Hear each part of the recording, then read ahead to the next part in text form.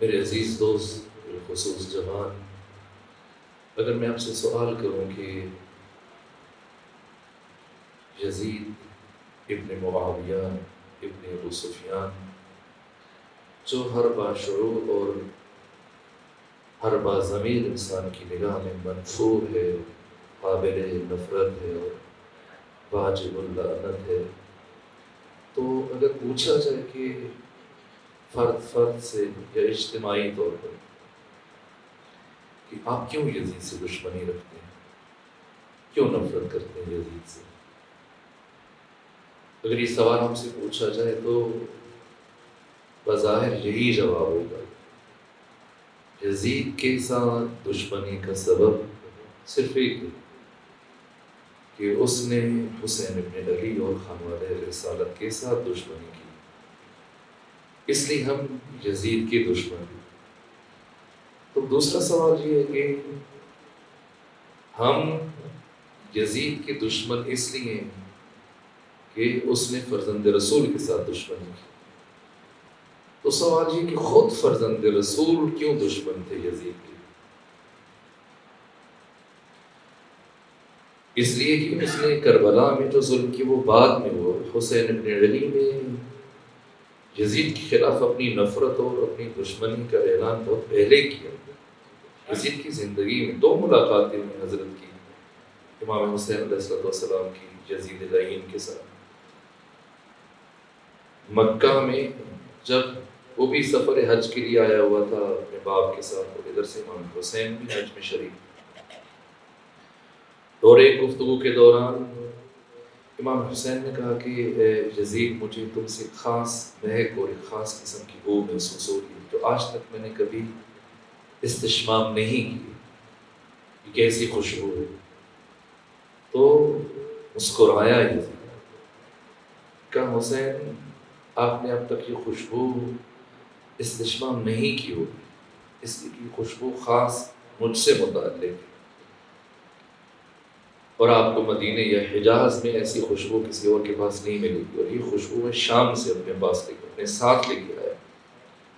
اور پھر اس نے اپنے خادم کو آواز دی کہ وہ مشروب خاص کے جو ہمارے رومی کاریگر نے جو ہمارے لیے تیار کیا ہے، وہ علی کے بیٹے حسین کو بھی پیش کرو۔ جیسی جام بھر کے آپ کے سامنے رکھا گیا تو آقا لا حول ولا قوت الا باللہ العلی العظیم کی تلاوت کرتے ہوئے کھڑے ہو گئے۔ یہاں سے بھی آپ دیکھ سکتے ہیں خود کردار یزید جب ظہور اور حضرت نے انتہائی ناگواری اور نفرت کا اظہار کیا، اور دوسری مرتبہ حضرت نہیں ملنا چاہ رہے تھے یزید ابن معاویہ سے، اس نے پیغام بھیجا کہ میں آپ سے کچھ پوچھنا چاہتا ہوں، اور پھر مختصر ملاقات، حضرت نے فرمایا کہ پوچھو کیا بات ہے؟ کہ حسین مجھے یہ بتائیے کہ ایک شخص اگر اپنے گھر میں ایک پودا لگائے اور وہ پودا درخت بن جائے، پروان چڑھے اور پھر اس پر پھل لگ جائے، تو کیا اب وہ پھل اس انسان پر مباح ہے، کھا سکتا ہے، استعمال کر سکتا ہے؟ فرزند رسول یزید کے لب و لہجے میں چھپی ہوئی شیطنت کو محسوس کر رہے تھے، اور اس کے درون کے اندر جو ناپاک خیالات پروان چڑھ رہے تھے۔ حضرت مظہر علیم بذات الصدور یزید کے اندر جھانک کر ان تمام خواہشوں کو اور وسوسوں کو اور ناپاک ارادوں کو محسوس فرما رہے تھے، تو حکیمانہ جواب دیا، کہا کہ اے یزید، تو آری اٹھا، اری یا آری، اور اس درخت کو کاٹ، اگر تو اس سے برا ظاہر ہو تو تمہارے لیے مباح ہے، اور اگر خون نکل آئے تو پھر تمہارے لیے حرام ہے۔ چونکہ یزید کچھ اور پوچھنا چاہ رہا تھا کہ اگر بیٹی ہے، چھوٹی بہن ہے جس کی انسان خود پرورش کرتا ہے، اور اسی نیت اور ارادے سے پوچھا، سو یہ کردار یزید تھا۔ اور امام حسین علیہ السلام سے بھی جب ولید بن عتبہ نے بیعت کا مطالبہ کیا تو حضرت نے پہلے تو تشریف لے گئے تھے، لیکن دوبارہ مروان بن حکم کی مداخلت کے باعث دروازے کے قریب پہنچ کے پلٹ گئے، اور جو جملے کہے 4 لفظ امام حسین نے اپنے تعارف میں استعمال کیے، اور 4 ہی لفظ اپنے دشمن کے تعارف میں استعمال کیے، اور دشمنی کا فلسفہ بھی بیان کر دیا، اور دشمنی اور نفرت کی وجہ کو بھی ذکر کر دیا۔ اپنے لیے جو بیان کیا، فرمایا ہو آپ سب کے حافظوں میں ذہن موجود ہیں الفاظ، اِنَّا أَهْلُ بَيْتِ النُّبُوَّةِ وَمَعْدِنُ الرِّسَالَةِ وَمَحَلُّ الرَّحْمَةِ وَمُخْتَلَفُ الْمَلَائِكَةِ۔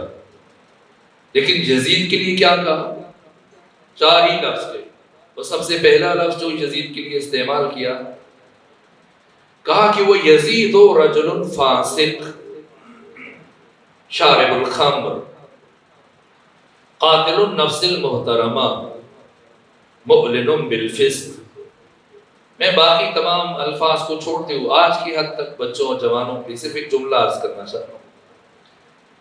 یہ جو یزید کے خلاف نفرت اور دشمنی کی سب سے پہلی وجہ اور پہلا سبب سرور و سالار شہیدان راکب دوش رسول سید شباب اہل الجنہ حسین ابن علی علیہ آلہ وسلم نے یہ لفظ استعمال کیا۔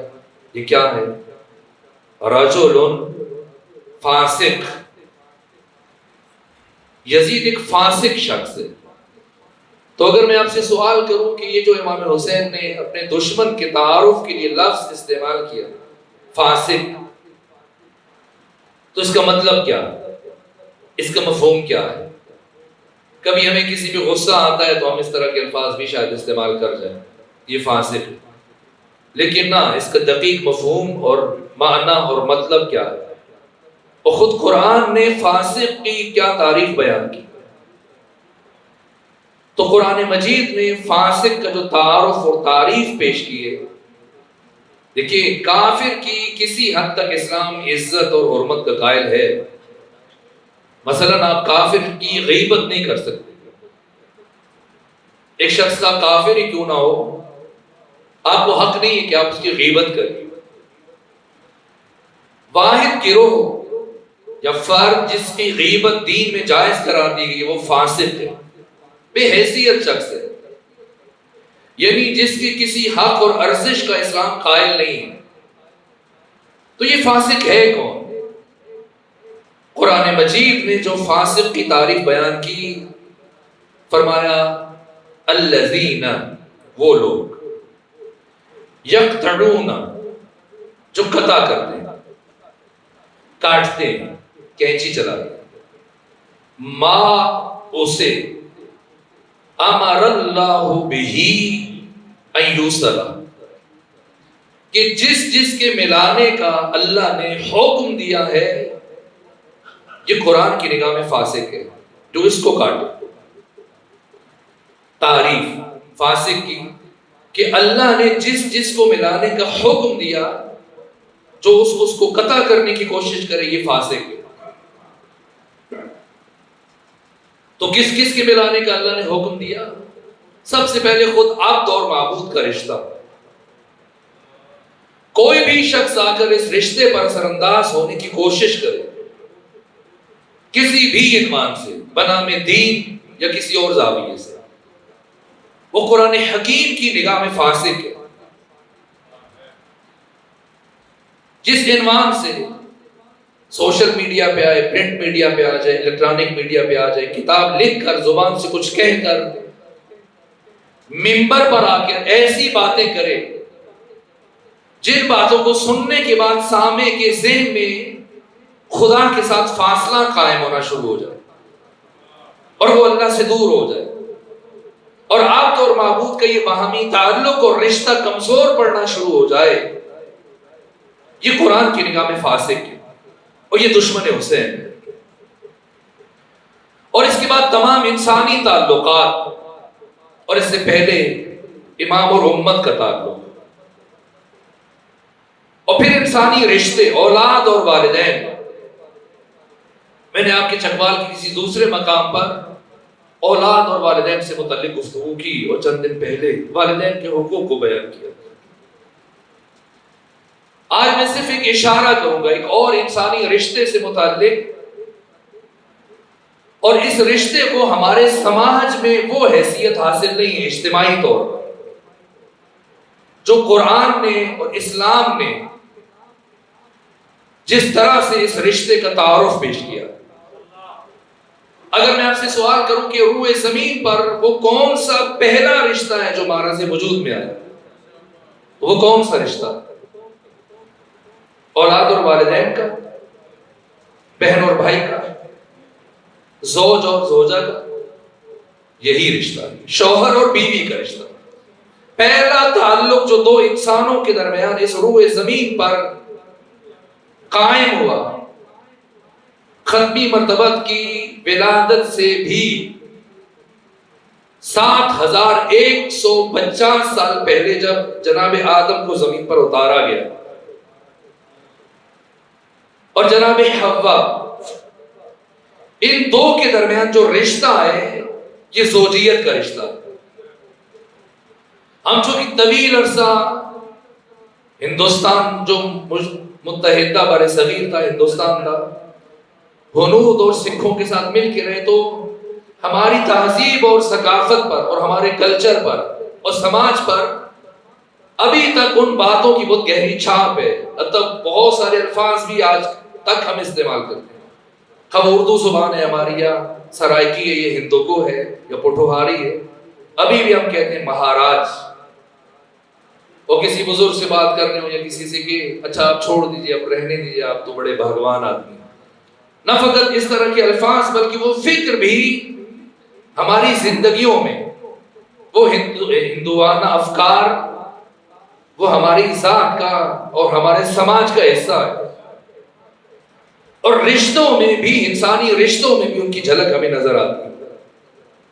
الحمدللہ اس رشتے میں خاتون کو، ایک زوجہ کو، اگرچہ کہ ہم مسلمان ہیں، خواہ سنی ہے یا شیعہ ہے، اس رشتے کو وہ حیثیت ہم نے کبھی نہیں دی جو دین نے دی ہے۔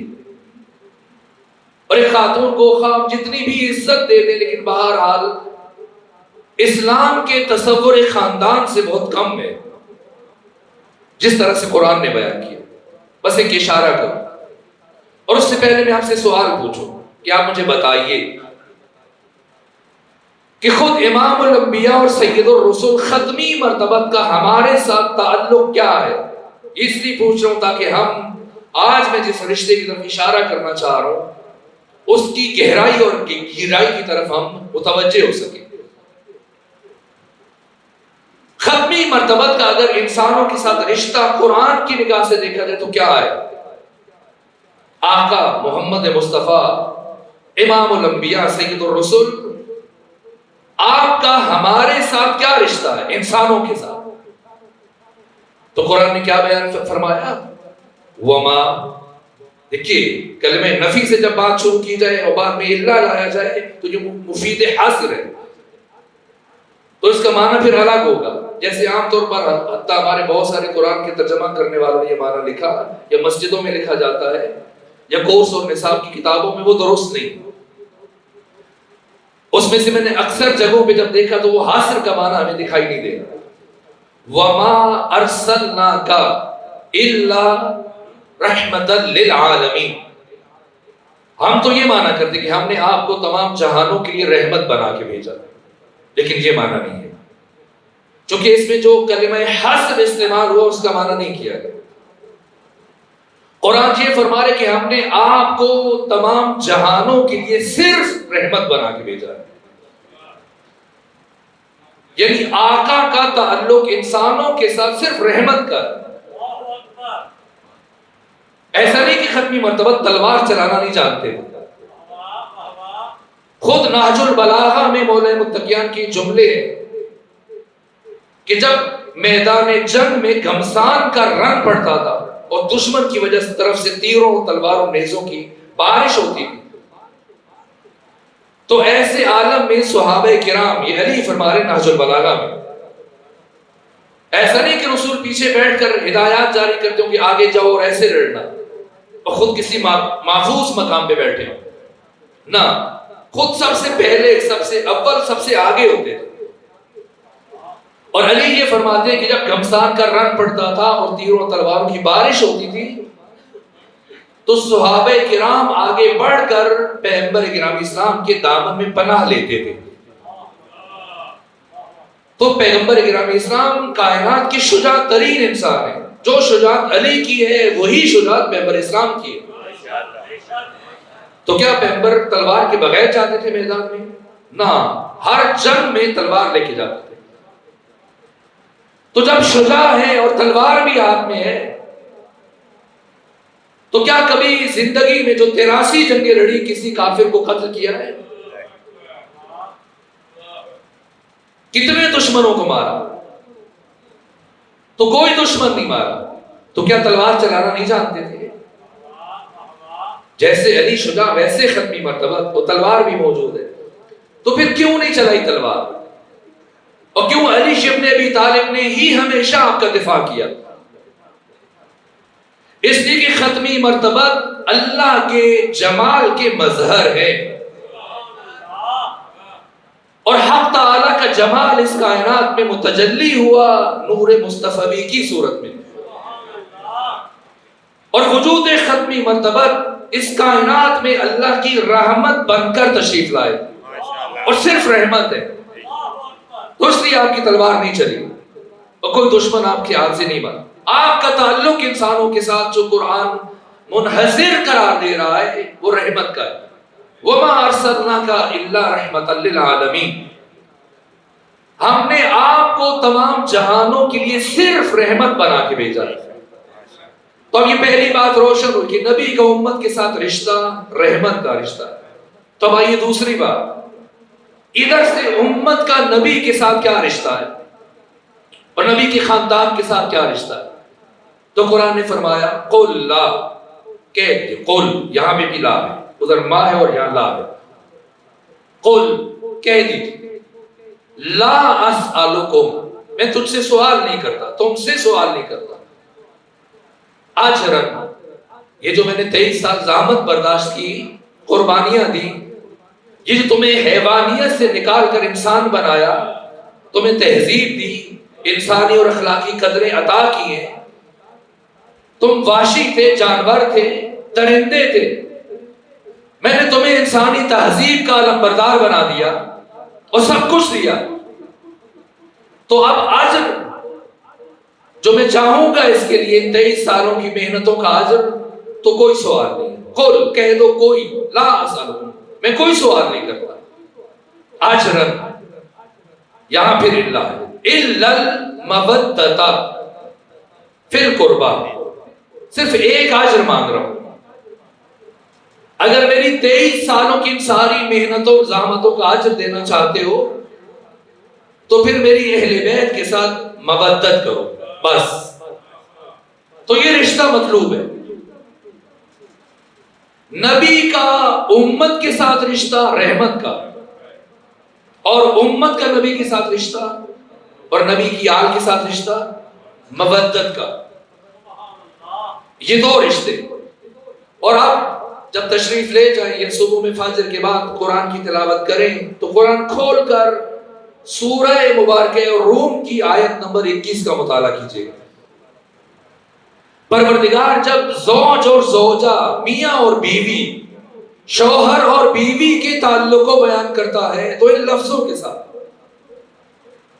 کہ وَجَعَلَ بَيْنَهُمْ مَوَدَّةً وَرَحْمَةً، کہ اللہ ایک شوہر اور اس کی بیوی کے درمیان یہ دونوں چیزیں دیکھنا چاہتا ہے، دونوں تعلق دیکھنا چاہتا ہے. مودت بھی دیکھنا چاہتا ہے اور رحمت بھی دیکھنا چاہتا ہے. اتنا گہرا دیکھنا چاہتا ہے پروردگار اس تعلق کو. کیوں؟ اس لیے کہ شوہر اور بیوی خاندان کے دو اساسی ترین اور بنیادی ترین رکن ہیں کہ جن سے ایک نیا خاندان تشکیل پا رہا ہے اور دنیا میں ایک نیا خاندان وجود میں آ رہا ہے اور اب نسل انسانی اسی خاندان سے آگے بڑھے گی. تو اگر ان دو کے درمیان عزت میں، محبت میں، عقیدت میں، خلوص میں، اعتماد میں، وفا میں، سچائی میں مہر و محبت میں اگر تھوڑی سی بھی کمی رہ گئی تو پھر اس کا جو نقصان اور اثر ہے وہ آنے والی نسلوں تک مسلسل ظاہر ہوتا رہے گا۔ اگر کسی شوہر اور بیوی کے درمیان اعتماد کی کمی ہے، محبت کی کمی ہے، عزت کی کمی ہے، اور پھر ان کے اگر کوئی نسل بڑھے اور اولاد پیدا ہو اور پھر وہ اپنی اولاد کو سونے کے چمچ سے کھلائے، دنیا کی بہترین نعمتیں پیش کریں، عمدہ ترین مشروبات پیش کریں، اعلیٰ ترین لباس دیں، عالی شان رہائش کا اہتمام کریں، دنیا کی ساری سہولتیں ان کے لیے جمع کر کے پیش کر دیں، اور بہترین تعلیمی اداروں میں انہیں پڑھائیں، اچھے سے اچھے اسکول، اور اپنے ملک میں پڑھانے کے بعد پھر بیرون ملک بھیجیں، بڑی بڑی درسگاہوں میں اور یونیورسٹیوں میں، آکسفورڈ میں بھیج دیں، کیمبرج میں، کیلیفورنیا میں، ہارورڈ یونیورسٹی، اور وہ جائیں اور وہاں سے پی ایچ ڈی کی سند لے کے آ جائیں، ڈاکٹر بن کے آ جائیں۔ تو ان تمام باتوں کے باوجود جو پلٹ کے آئے گا، یہ تمام مدارس طے کرنے کے باوجود، اگرچہ وہ خود ڈاکٹر کیوں نہ ہو لیکن وہ خود نفسیاتی مریض رہے گا، اس کی ذات میں کجی ہمیشہ باقی رہ جائے گی، احساس محرومی، احساس کمتری، اس کے اندر ایک الجھاؤ رہے گا۔ بس اوقات اصل دیکھیے، آج تک آپ نے سوچا بھی نہیں ہوگا کبھی خودکشی سے متعلق کہ میں خودکشی کروں، ابھی جو بات کر رہا ہوں تو شاید آپ کے ذہن میں خیال آ جائے۔ اس سے پہلے یہ بزرگوار تشریف فرمائے، مثلا ان کی عمر شاید 70-80 سے متجاوز ہے، اور باقی بھی مسن افراد ہیں اور جو جوان ہیں، شاید آج تک کبھی کسی نے ایک مرتبہ بھی نہ سوچا ہو کہ میں خودکشی کروں۔ تو جو چیز آپ نے سوچی نہیں ہے، بہت سارے لوگ اپنی زندگیوں میں انجام دے دیتے ہیں۔ تو اگر آپ ان خودکشی کے عوامل کو جائزہ لینا چاہیں کہ انسان کیوں خودکشی کرتا، ورنہ انسان اپنی زندگی سے محبت کرتا، تو آخر کیا سبب ہے کہ ایک انسان اپنے ہی ہاتھ سے زندگی جیسی عظیم نعمت کو گنوا دیتا ہے؟ تو آخر اس کی وجہ کیا ہے؟ تو اگر آپ ان وجوہات کا جائزہ لینا چاہیں تو سب سے بڑی وجہ جو انسان کے اندر نقطہ آغاز بنتی ہے وہ یہی، اگر اس کے والدین کے درمیان وہ محبت نہ ہو، وہ الفت نہ ہو، وہ احترام، وہ وفا، وہ خلوص، اگر ان دونوں میں سے ایک دوسرے کے ساتھ خیانت کرتا ہے، یا دوسرے کی توہین کرتا ہے، گالی دیتا ہے یا ہاتھ اٹھاتا ہے، پھر اس کا اثر نسلوں تک جاتا ہے، نسلوں تک جاتا ہے۔ یہ کسی شاعر نے، میرے خیال میں افتخار عارف ہے، اگر میں غلط نہ کہوں، ایک بہت بہترین شعر کہا کہ خدا تو مجھے اتنا تو معتبر کر، کیا خوبصورت دعا ہے، اے خدا تو مجھے اتنا تو معتبر کر، میں جس مکان میں رہتا ہوں اس کو گھر کر دے۔ اگر دیکھا جائے ابھی آپ کے چکوال میں بھی ہاؤسنگ سوسائٹیاں، جب انسان داخل ہوتا ہے اور شہر کی طرف بڑھتا ہے تو ہاؤسنگ سوسائٹی بن رہی، اور ہر جگہ جدھر راستے ہیں تو لبے سڑک ہاؤسنگ سکیمیں اور نئے سے نئے مکانات بن رہے ہیں۔ تو جتنی تیزی سے مکانوں کی تعداد میں اضافہ ہو رہا ہے، اس سے زیادہ تیزی سے گھروں کی تعداد میں کمی ہو رہی ہے۔ اب مکان زیادہ ہے، گھر کم ہے۔ گھر یعنی ایسی چھت جس کے نیچے موجود افراد سب کے سب احساس کی لڑی میں پروئے ہوئے اور آپس میں جڑے ہوئے، جیسے پہلے ہوتا، جیسے اولاد اور والدین کا تعلق، بہن اور بھائیوں کا تعلق، وہ گھروں کی رونقیں اور وہ احساسات کہ ایک کو چوٹ لگے تو دوسرا اس کا درد محسوس کرے۔ لیکن اب اگرچہ ماں اور بیٹی ایک ساتھ چل رہی ہیں بازار میں یا گھر میں بیٹھے ہیں، ڈائننگ ٹیبل پہ بیٹھے ہیں، 8 سے 10 افراد بیٹھے ہیں، باپ بھی ہے، ماں بھی، بہن، بھائی، بیٹے، بہو، سب، لیکن ان کے درمیان صدیوں کے فاصلے حائل ہو چکے ہیں، اور اتنا بعد ہے اور اتنی دوری ہے، پاس بیٹھے ہوئے کتنے دور ہیں، ماں اپنی اولاد سے دور ہے، اولاد اپنے ماں باپ سے دور ہے۔ آج کے یزید نے بچوں کو اپنے والدین کی گودیوں سے چھین لیا، اور بچے ان کو سجا سنوار کے تیار کر کے ٹائی لگا کے بھیجتے ہیں اچھے سے اچھے اسکول میں، اور متوجہ نہیں ہے کہ ان کی نسلوں کو اور ان کے بچوں کو ان کی گودیوں سے چھینا جا رہا ہے۔ فاسق کون ہے؟ الذین یقطعون ما امر اللہ بہ ان یوصل، ہر وہ رشتہ جسے اللہ نے ملانے کا حکم دیا، جو بھی اس رشتے پر اثر انداز ہو، یہ قرآن کی نگاہ میں فاسق ہے۔ اب ڈھونڈیے کون ہے ہمارے معاشرے میں؟ اور فاسق کی توبہ قبول نہیں، اور فاسق پر جنت حرام ہے۔ جو شخص دو دوستوں کو الگ کرے وہ فاسق ہے، جو بہن اور بھائی کے رشتے کو متاثر کرے وہ فاسق ہے، جو انسانی رشتوں پر آ کر اثر انداز ہو، زوج اور زوجہ کے تعلق پر۔ تو جوان میری بات سمجھ رہے ہیں کہ میں کیا عرض کرنا چاہ رہا ہوں؟ پھر آج کا جو سوشل میڈیا ہے یا پرنٹ میڈیا ہے یا الیکٹرانک میڈیا ہے، صرف نام بدل گئے اور روش اور طریقے بدل گئے، روح وہی ہے جو کل کی یزید میں تھی، وہی آج کے یزید میں ہے۔ کل کے یزید نے نیزوں کے ساتھ مخدرات عصمت و طہارت کے سروں سے چادریں چھینی، اور آج کا یزید بھی مسلمانوں کے حرم کے سروں سے چادریں چھیننے میں مصروف ہے، لیکن طریقہ الگ ہے۔ ایک اور انداز سے نسل انسانی کو مسلسل بے حیائی کی طرف لے کے جایا جا رہا ہے، اور انسانی رشتوں پر جو شب خون مارا جا رہا ہے۔ جنگیں دو طرح کی ہیں، ایک عسکری جنگ اور ایک ثقافتی جنگ۔ عسکری جنگ جو سرحدوں پہ لڑی جاتی ہے، ایک فوجی کے مقابلے میں فوجی، اور گولی کے مقابلے میں گولی، اور ٹینک کے مقابلے میں ٹینک، اور میزائل کے مقابلے میں میزائل، جو آپ کی سرحدوں اور زمینوں کا دفاع کرتے ہیں۔ اور دوسری جنگ ثقافتی جنگ ہے، اور وہ سرحدوں پہ نہیں لڑی جا رہی، آپ کے گھروں میں لڑی جا رہی ہے۔ باپ خوش ہے، مطمئن ہے، ہر روز صبح گھر سے جاتا ہے کاروبار کے لیے، آفس جا رہا ہے، یا اپنی دکان کھولی، یا مزدوری کے لیے چلا گیا، یا کسی بھی دوسرے کام میں مصروف ہو کر شام کو واپس آ رہا ہے۔ مطمئن ہے کہ میرا حرم محفوظ ہے، میری زوجہ، میری بیٹی، میری بہن، میری حرمت، میری چار دیواری، اس چار دیواری کا تقدس محفوظ ہے۔ لیکن وہ متوجہ نہیں ہے کہ دشمن کے سپاہی اس کے گھر کی دہلیز کو عبور کر کے اس کے حجروں میں حرم کے ساتھ محفوظ ہیں، پہنچ چکے ہیں، اس ٹیلی ویژن کی شکل میں، اس موبائل سیل کے صورت میں۔ یہ جو سوشل میڈیا ہے، یہ جو الیکٹرانک میڈیا، یہ جو پرنٹ میڈیا ہے، آپ دیکھیں کہ کس طرح سے رشتوں کے تقدس کو پائمال کیا جا رہا ہے، اور کس غیر محسوس انداز میں ہماری نسلوں میں یہ میٹھا زہر منتقل کیا جا رہا ہے۔ تو تشیع اور شیعت، میں نے ہمیشہ کہا ہے کہ کبھی کوئی اگر آپ کو فرقہ کہے تو اس کی اصلاح کریں کہ شیعہ فرقے کا نام نہیں ہے، اور اس سے بڑا ظلم یہ ہوگا کہ ہم خود کو فرقہ سمجھنا شروع ہو جائیں۔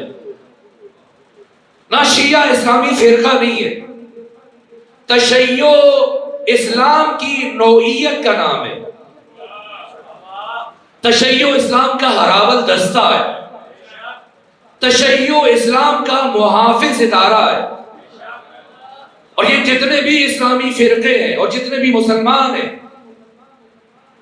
ان کی عزت، ان کی حرمت، ان کی ناموس، ان کا دین، قدرے، ان کا تحفظ کرنا بھی ہماری ذمہ داری ہے، اور ہمارے ائمہ نے یہ کام اپنی زندگیوں میں انجام دیا ہے۔ ایسا نہیں کہ ہمارے ائمہ نے خود کو صرف شیعوں تک محدود رکھا۔ امام صادق کا صحابی وہ روایت کرتا ہے کہ آدھی رات کو میں گھر سے نکلا تو میری نگاہ پڑی کہ امام صادق گھر پہ بہت وزنی بار، ایک بڑی سی چادر کے اندر کچھ باندھ کے لے کے جا رہے ہیں۔ تو مجھے حیرت ہوئی کہ رات کی اس لمحے میں کہاں جا رہا، تو میں پیچھے پیچھے چل پڑا، اور مجھے اور زیادہ حیرت ہوئی کہ حضرت قبیلہ بنو ثقیف کی طرف بڑھ رہے ہیں، اور قبیلہ بنو ثقیف کے بادیہ نشین جو آپ کو نہیں مانتے اور آپ کی ولایت کو تسلیم نہیں کرتے. تو مجھے خدشہ ہوا کہ کہیں امام کی جان کو نقصان نہ پہنچ جائے. تو میں تسلسل کے ساتھ حضرت کے پیچھے پیچھے چلتا رہا، یہاں تک کہ جو حضرت کے سر اقدس کے اوپر بار تھا، چادر کے اندر جو کچھ چیز تھی، تو وہ گرہ کھل گئی. اور جب گرہ کھلی تو وہ جب چادر سے وہ چیزیں نیچے گری تو میں نے غور کیا وہ روٹیاں تھیں، اور جن کا وزن کئی من بنتا ہوگا جتنا بڑا وہ بار تھا. تو اب میں قریب آیا اور میں نے امام کو روٹیاں اٹھوا کے دینا شروع کیا، حکومت کی، اور اس چادر پہ دوبارہ رکھوا رہا ہوں. تو میری طرف امام نے دیکھا اور پوچھا کہ تم اس وقت کہاں آ گئے، کیسے آئے ہو؟ تو کہا حضرت میں بہت دیر سے آپ کا تعاقب کر رہا ہوں اور مجھے خدشہ ہوا کہ آپ جہاں پہ. تو حضرت آپ یہ تو آپ کی ولایت کو نہیں مانتے، تو پھر آپ کیوں ان کے گھروں میں روٹیاں پہنچا رہے اور غلہ پہنچا رہے ہیں؟ تو حضرت نے فرمایا کہ میری ولایت کو نہیں مانتے تو اس لیے صرف روٹیاں لے کے آیا ہوں، اگر ہماری ولایت کو تسلیم کرتے تو میں ساتھ میں ان کو نمک بھی پیش کرتا. لیکن ایسا نہیں ہے کہ ائمہ نے امت کے دیگر مسلمانوں کو، افراد کو محروم رکھا ہو اور اپنی عنایات اپنے پیروکاروں تک اور اپنے شیعوں تک محدود رکھی. تو ہم بھی انہی ائمہ کے پیروکار ہیں اور ہمارا طرز عمل بھی ان کے عمل کا عکاس ہے. ہرگز شیعہ دنیا میں یا پاکستان میں فرقہ نہیں ہے، نہ خود کو کبھی فرقہ بننے دیجئے گا. آپ اسلام کے ریپریزنٹیٹیو ہیں، آپ اسلام کے نمائندے ہیں، آپ اسلام کی محافظ ہیں، آپ اسلام کا ہراول دستہ ہیں. اسلام کی علمی، فکری، نظریاتی، عقیدتی سرحدوں کا تحفظ ہم سب کی ذمہ داری ہے. تو یہ ہماری ذمہ داری ہے کہ ہم اس عصر کے یزید کے حربوں کو سمجھیں کہ وہ کس طرح سے نسل نو پر اپنی یلغار کر رہا ہے، اور ہم نے خود کو اور مسلمین کو آج کے دور کے یزیدوں کے حربوں سے کیسے بچانا ہے. تو میں نے ایک کی طرف اشارہ کیا، جو تصور خاندان اسلام نے پیش کیا اور جس طرف آج کا طاغوتی میڈیا اور آج کا یزیدی میڈیا اور ذرائع ابلاغ ہمیں لے کے جانا چاہ رہے، تو دو میں 180 درجے زاویے کا فرق ہے. تو اب یہاں پر ہماری ذمہ داری کردار حسینی کا ابلاغ، اور بالخصوص ہمارے گھروں میں وہ ساری قدریں جو قرآن چاہتا ہے، رشتوں کا وہ معیار جو قرآن نے ہمیں دیا اور جو معصومین نے دیا، ہماری زندگیوں میں نظر آنا چاہیے. اگر ہم چاہتے ہیں کہ ہمارے بچے آج کے حسین کے لشکر کے سپاہی بن سکیں، تو پھر وہ تمام تر قرآنی معیارات ہماری زندگیوں میں ہونے چاہیے. اور سب سے پہلے مرحلے میں خود زوجہ کا انتخاب، خاتون کا انتخاب. ہر عورت اور ہر خاتون اس قابل نہیں ہے کہ اسے انسان اپنی زوجیت میں لے، اس لیے کہ وہ صرف اس کی بیوی نہیں ہے، بلکہ قیامت تک آنے والی اس انسان کی نسل اسی خاتون سے چلے گی. تو ذرا وہ دقت کر لے کہ وہ کس خاتون کو اپنی آنے والی نسل کے لیے ماں قرار دے رہا ہے، کیا وہ اس کی حیثیت اور صلاحیت رکھتی بھی ہے یا نہیں رکھتی. ایک صلوات بھیجیے خاندان فاطمہ.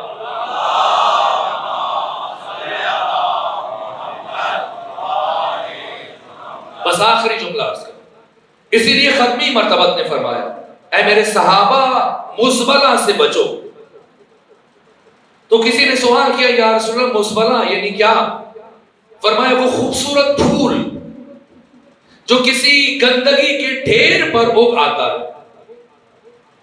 دیکھنے میں بہت خوبصورت ہے، اچھا لگ رہا ہے، لیکن اس کے عناصر ترکیبیہ میں کثافت پائی جاتی ہے جو اس کے اندر دوڑ رہی ہے. تو صحابی نے پوچھا یا رسول اللہ بتائیے آپ کیا کہنا چاہ رہے ہیں؟ تو حضرت نے فرمایا کہ ایسی خاتون کہ جو دیکھنے میں بہت خوبصورت ہے. یہ جو آج کا جوان کہتے ہیں کہ مجھے محبت ہوگی بس ایک دفعہ دیکھا تو، یہ محبت نہیں ہے، تیری نگاہ کا دھوکہ ہے. محبت وقتی نہیں ہوتی کہ ظاہر کو دیکھ کے شروع ہو پھر ختم ہو جائے. کینیڈا میں ایک عالم دین تھے، تو ایک لڑکی اور لڑکا ان کے پاس آیا اور کہا ہمارا نکاح پڑھ دیجیے. تو ان کا کیا باقی سب لوگ بھی راضی ہیں یا آپ نے خود فیصلہ کیا؟ کہ ہماری مرضی. تو لڑکی ان کے جاننے والی تھی، تو ان کا کہ تم نے اتنا بڑا فیصلہ خود سے کیسے کر لیا؟ کیا اچھا لگا تمہیں؟ تو کہا کہ مجھے اس لڑکی کی اسمائل بہت اچھی لگتی. خیر وہ کہتے میں نے نکاح پڑھ دیا. اور کچھ دن کے بعد، اب مہینہ بھی مکمل نہیں ہو، وہ دونوں دوبارہ آ گئے. تو میں نے پوچھا بتاؤ آپ کس لیے آئے ہو؟ کہاں صیغہ طلاق جاری کی. تو میں نے پوچھا کہ ابھی تو تمہارا مہینہ بھی مکمل نہیں ہوا، ابھی شادی ہوئی، نکاح ہوا کچھ دن پہلے، تو کیوں طلاق لینا چاہتے ہو؟ تو لڑکی نے کہا کہ اس کے دانتوں سے اسمیل آتی. تو یہ محبت دانتوں سے شروع ہوئی اور دانتوں پہ آ کے ختم ہو گئی. ظاہر دیکھ کر جو رشتے استوار کیے جاتے ہیں میں دوام نہیں ہے. محبت ایک الہی جذبہ ہے. تو ختمی مرتبہ اس طرف متوجہ کر رہے ہیں، بالخصوص میں جوانوں کے لیے بات کر رہے ہیں کہ مزبلہ سے بچو، وہ خوبصورت پھول جو گندگی کے ڈھیر پہ اگتا ہے. تو پوچھا گیا کیا؟ فرمایا ایسی خوبصورت عورت کے جس کی پرورش کسی گندے خاندان میں ہوئی، تو پھر وہ تمہاری نسل کے لیے اچھی ماں نہیں بن سکتی.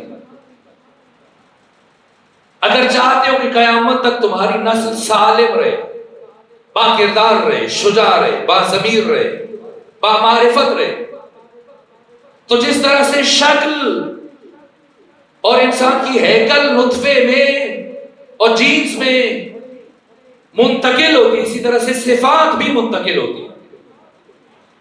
اور اگر ایسے نہ ہوتا تو کبھی بھی ہمیں سمجھانے کے لیے، ورنہ علی خود باب مدینۃ العلم میں یہ بات اپنے پیروکاروں کو سمجھانے کے لیے کہ اگر اپنے زمانے کے حسین کے لیے تمہیں ناصر چاہیے تو نصرت کا آغاز اس نقطے سے ہوگا. ہر خاتون ماں بننے کی صلاحیت نہیں رکھتی. یہ جو پیغمبر نے فرمایا کہ جنت ماں کے قدموں کے نیچے ہے، تو کیا جنت ہر ماں کے قدموں کے نیچے ہے؟ جنت صرف ان ماؤں کے قدموں کے نیچے ہے جو اپنی اولاد کو جنتی بنانے کی صلاحیت رکھتی ہے. بہت ساری مائیں اپنی نسل کو اور اولاد کو جہنمی بنا دیتی. یہ ماں ہے. تاریخ انسانی میں 8,500 سالہ انسانی تاریخ میں اگر آپ جائزہ لیں، وہ بلند قامت شخصیتیں کہ جنہیں اگر کوئی دیکھنا چاہے تو اور ان کی بلندی کا ادراک کرنا چاہے تو ان کے امامے اور ٹوپیاں زمین پر گر جائیں. ان بلند پایہ شخصیات کی عظمت اور بلندی کا اگر راز سمجھنا چاہیں تو سب سے بڑا عامل، سب سے بڑا فیکٹر اور سب سے بڑا سبب وہ ماں ہے جس نے ان شخصیتوں کو پروان چڑھایا. میں نے عرض کیا تھا کہ گفتگو مختصر کروں گا، لیکن پھر بھی میں نے بہت وقت لیا، لیکن اب میں 2 جملے ہی عرض کر کے بات ختم کروں گا. تاریخ انسانی میں جتنی بھی بڑی شخصیتیں گزری ہیں، سب سے بڑا عامل ان کی عظمت کا وہ خاتون ہے جس نے انہیں پروان چڑھایا. اسی لیے امیر المومنین جو خود باب مدینۃ العلم ہے، خود بھی جا کر انتخاب کر سکتے تھے، لیکن بڑے بھائی کو بلایا، جناب عقیل کو، اور کہا اے عقیل، آپ ماہر علم انساب عرب ہیں، جائیں ڈھونڈیں مجھے کربلا میں میرے بیٹے حسین کی فوج کا علمبردار چاہیے. تو کسی ایسی خاتون کا انتخاب کریں جو مجھے ایسا بیٹا دے سکے جو حسین کا علمبردار بن سکے. تو تمام قبائل میں تتبع تفوس و چھان پھٹک کرتے ہوئے جناب عقیل پہنچتے ہیں قبیلہ بنی کلاب کے سردار جناب حزام کے پاس، اور جب اپنے آنے کی غایت بیان کی کہ میں علی ابن ابی طالب کی خواستگاری کے لیے آیا، تو جناب حزام خوشی کے مارے اٹھ کے کھڑے ہو گئے اور کہا میں اتنا خوش نصیب کہ داماد مصطفیٰ میرا داماد بنے، مجھے قبول ہے۔ کیوں بھیجا عقیل کو؟ ہمیں سمجھانے کے لیے۔ کتنے بیٹے علی کے؟ 18، حسن حسین اور جناب عباس کے علاوہ باقی 15 بیٹے۔ شاید بہت ساروں کے ہمیں نام بھی یاد نہ ہو، لیکن کون سا انسان ہے جو عباس کو نہیں جانتا؟ کیا صرف شیعہ سنی؟ نہ، اس مقام پہ میں ایک شعر پڑھا کرتا ہوں، ایک ہندو کا ہی شعر ہے۔ وہ کہتے ہیں کہ ہے جہاں میں اس قدر مخمور غم عباس کا،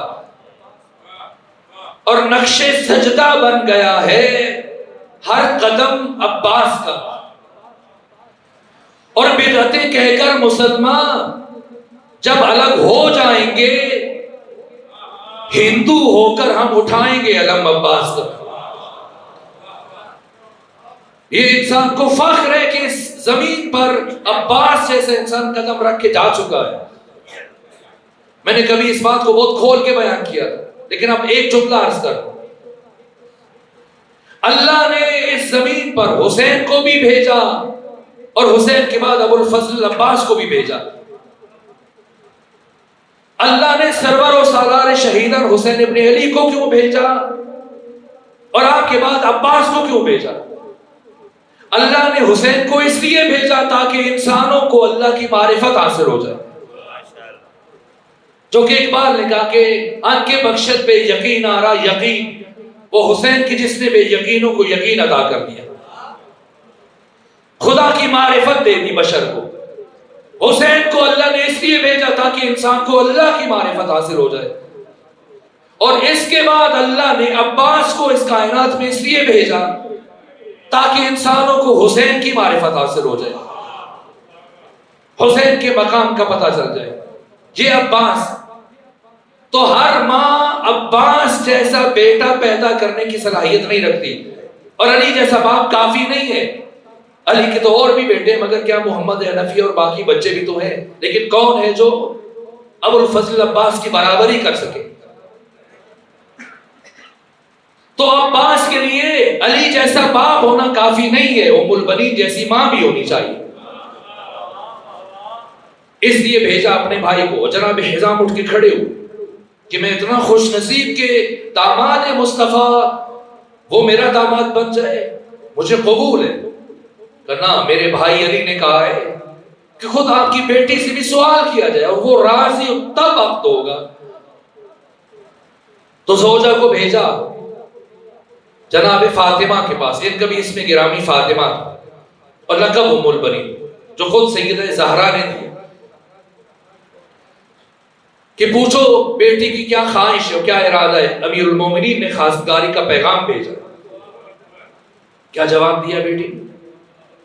تو مجھے اور تو کچھ نہیں پتا کہ مجھے کیا کہنا چاہیے، صرف اتنا جانتی کہ رات جب میں سو رہی تھی تو میں نے عالم خواب میں ایک انتہائی نورانی چہرے والی بی بی کو دیکھا۔ وہ آگے بڑھی، انہوں نے میری پیشانی کا بوسہ لیا، مجھ سے کہا ام البنین تمہیں مبارک ہو کہ عنقریب تم میرے بیٹے عباس کی ماں بننے والی۔ یہ ام البنین ہے، یہ وفائیں منتقل ہو رہی ہیں۔ اور وہ دن آیا جب عقد ہوا، اور پھر جب حضرت ابو الفضل عباس کی ولادت ہوئی اور امیر المومنین نے آپ کے داہنے کان میں آذان اور پھر اقامت کہی اور دعائیں پڑھی، تو ثانیہ زہرا آگے بڑھی اور کہا بابا کچھ لمحوں کے لیے میرے بھیا عباس کو میرے سپرد کر دیجئے۔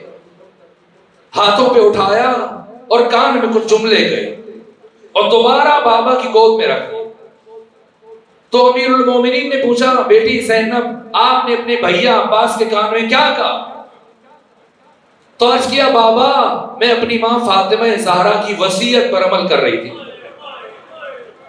ماں فاطمہ زہرا نے مجھ سے یہ کہا تھا اپنی وقت شہادت کے بیٹی زینب جب تمہارا بھائی عباس دنیا میں آ جائے تو اسے گود میں اٹھا کر اس کے کان میں میرا سلام کہنا کہ ماں فاطمہ زہرا تجھے سلام کہتی۔ سیدہ نے اپنے ہاتھ سے کل 2 لباس آمادہ کیے، خود سیے۔ ایک وہ کرتا جو امیر المومنین پہنا کرتے تھے، 9 سال جتنی جنگیں لڑی اپنی زرہ کے نیچے وہ کرتا پہنتے تھے، اب بعد میں آئمہ کو منتقل ہوا، ایک کے بعد دوسرے کو۔ اور دوسرا ایک چھوٹا سا کرتا اپنے ہاتھ سے سیکھی گئی اس کے لیے جو بھی دنیا میں نہیں آیا۔ وہ کون ہے؟ ابو الفضل العباس۔ یہ کیسی محبتیں! میں نے روایتوں میں دیکھا کہ ایک دن ام البنین اپنے گھر کے صحن میں پریشانی کے عالم میں چل رہی اور امیر المومنین داخل ہوئے، سلام کیا اور پوچھا اے ام البنین آپ مضطرب کیوں ہیں، پریشان کیوں ہیں؟ کہ یا امیر المومنین بہت وقت گزر گیا، عباس گھر سے باہر ہے۔ فرمایا چھوٹے نہیں آ جائیں گے۔ فرمایا میں عرض کیا میں ڈرتی ہوں کہ کوئی حاسد آپ کو نقصان نہ پہنچا۔ آقا اگر آپ کے لیے زحمت نہ ہو تو میرے فرزند عباس کو لے آئیے، تلاش کر کے لے آئیے۔ ام البنین کی خواہش کے احترام میں علی چلے، کہاں پہنچے؟ جنت البقیع، جہاں جناب عباس ایک قبر کے پاس کھڑے ہو کے گریہ کر رہے اور زیر لب کچھ زمزمہ بھی کر رہے۔ علی قریب چلے گئے تاکہ سنیں کہ عباس کیا کہہ رہے ہیں۔ تو اب جو علی قریب گئے تو یہ الفاظ سنے جو عباس کی زبان پر جاری تھے۔ عباس کہہ رہے تھے اے بی بی میں نے سنا ہے کسی شقی نے آپ کے دروازے پر آگ لگائی تھی، اور بی بی میں نے سنا ہے کہ کسی شقی نے آپ کے اوپر جلتا ہوا دروازہ گرایا تھا، اور بی بی میں نے سنا ہے کسی شقی نے آپ کے ہاتھوں پر تازیانے مارے تھے، اور کسی شقی نے آپ کے رخسار پر تماچا مارا تھا۔ اے بی بی کاش میں ہوتا تو دیکھتا کہ دشمن کو اتنی بڑی جرأت کیسی ہوتی ہے۔ الا لعنت اللہ علی القوم الظالمین وسيعلم الذين ظلموا أي منقلب ينقلبون